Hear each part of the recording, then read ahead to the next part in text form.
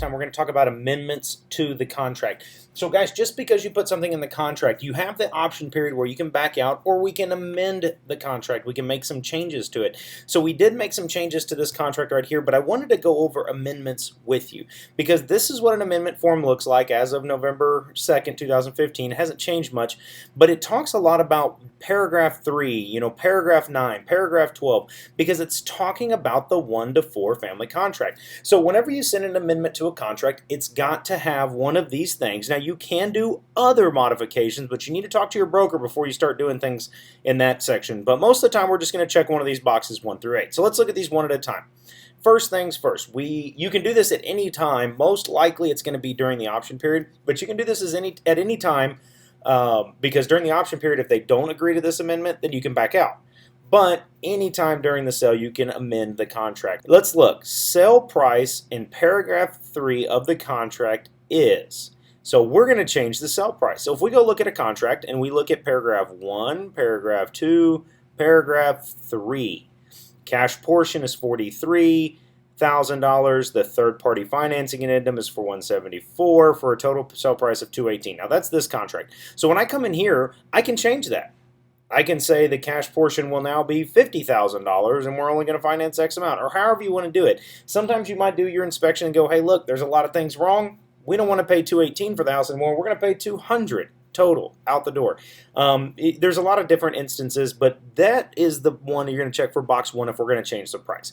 If we are going to say, hey, look, during our inspection, we notice some things need to be done. You need to change out to a GFCI plug in the bathroom or whatever it might be. It depends on the inspection report. You're going to click right here, section 2, in addition to any repairs, treatments, otherwise required in the contract, which, guys, is in the contract, is in the contract. So you can say in here that we want certain repairs done in the contract. Now, that's down here towards the bottom. Right here, buyer accept the property and you shall complete the specific repairs. So you can put it in the original contract, but if you find more things that you would like to have done, we can do that whenever we do a amendment.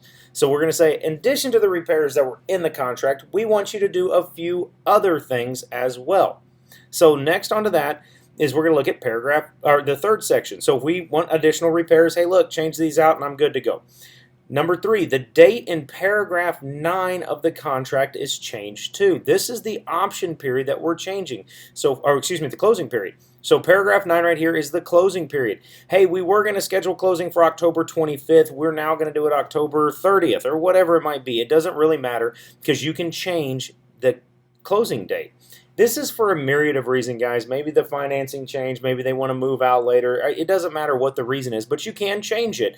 This is a good example of something that might happen outside of the contract option period. So that's what I'm doing here for one of my ones is I'm going to change it. We're outside of the contract. They just asked to move the closing back. Everybody's cool with it. So we're going to change the closing date. Option number 4 here, which is this one, as you can see, is elected here. The amount of paragraph 12A, 1B of the contract is changed to $5,000. So paragraph 12 is settlement and other expenses. We were at $3,000, but we're changing it to $5,000. Now, for this particular example that I'm showing you, it's because they had some repairs that they don't want to do, and I said, fine, you don't have to do it, but we want you to put some more down towards closing so we have some cash left over so that way we can make the changes ourselves once we move in. So we can paint the wall whatever color we want, or we can hire the electricians that we want, or so instead of saying, hey, look, I'm not going to reduce the sale price of the house, but I do want you to put more towards closing to keep my out-of-pocket expenses lower. So that's what's happening here. We're going to change that. You're putting $5,000 instead of $3,000 in section 12A 1B. So if we go back over here, it's 12A 1B to $5,000. Okay, so the next one here is section 5. The cost of lender required repairs and treatments as itemized on the attached list, so you're going to have to attach a list if you do this one, will be paid as follows, seller, buyer. So a lot of times you'll apply for a loan and then the loan company's going to want to see the inspection report, and they're going to say, hey, look, we need these things done before we'll close on the loan. Great, who's paying for them? We're going to put it here and here, and you need to attach a list with that. That is incredibly important that you attach the list with this because otherwise this is null and void, guys. You cannot do this section without attaching a list because it's in the contract, it's in the amendment.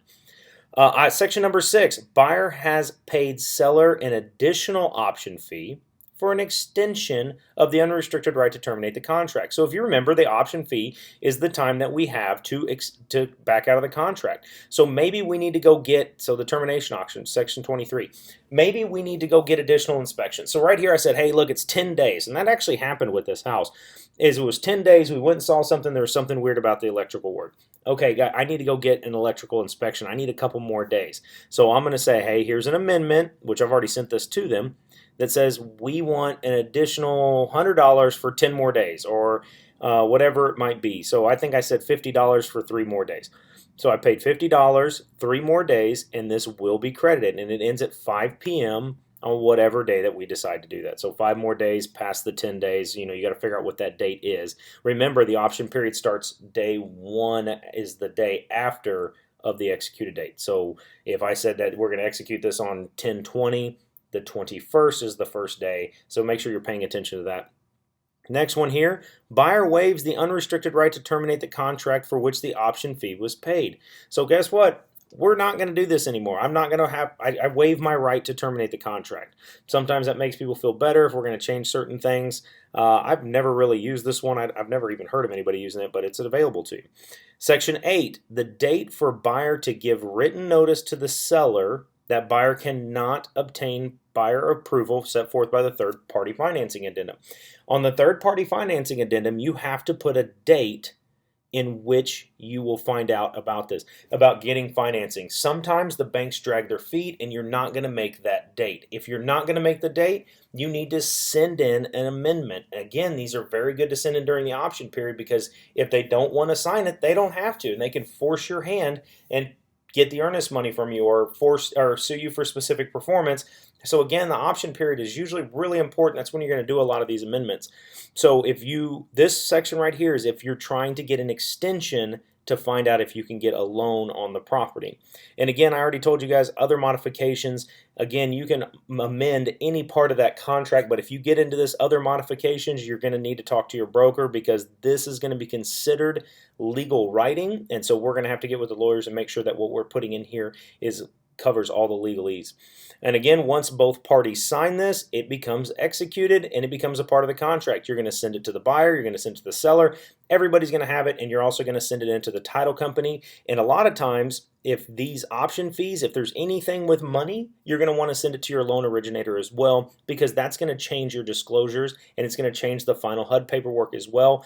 Anything with money. So this $5,000 right here, it's got money. I got to send it into the loan originator because that's going to change the final HUD. It's going to change how much money everybody's got to bring to the table. And if you're getting close to closing, remember the seller's disclosures on this thing, not the seller's disclosures, but the loan disclosures have to be out 3 days before closing. So if this has anything to do with money, you better get it 3 days before closing. If it's not 3 days before closing, then you're going to need to check 2 boxes. You're going to have to check whatever number you're changing the money on, and you're going to have to change the date of closing, right? Right here, paragraph 9.